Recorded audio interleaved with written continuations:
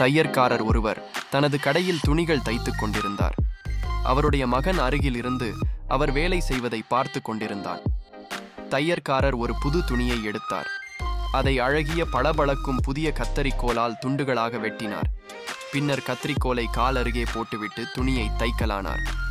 துணியை தைத்து முடிந்ததும் சிறிய ஊசியை எடுத்து தலையில் இருந்த தொப்பியில் குத்தி பத்திரப்படுத்தினார்.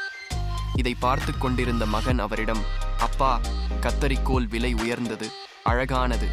அதை அலட்சியமாக காலடியில் போடுகிறீர்கள். ஊசி சிறியது, மலிவானது. ஆனால் அதை தலையில் பாதுகாக்கிறீர்களே, அது ஏன் என்று கேட்டான். அதற்கு அவர், நீ சொல்வது உண்மைதான். கத்தரிக்கோல் அழகாகவும் மதிப்புள்ளதாகவும் இருந்தாலும் அதன் செயல் வெட்டுவது, அதாவது பிரிப்பது. ஆனால் ஊசி சிறியதாகவும் மலிவானதாகவும் இருந்தாலும் அதன் செயல் சேர்ப்பது. ஒருவருடைய மதிப்பு அவருடைய செயலை கொண்டே நிர்ணயிக்கப்படுகிறது. அவருடைய உருவத்தை வைத்தோ பணத்தை வைத்தோ அல்ல. நல்லதையே செய்வோம்.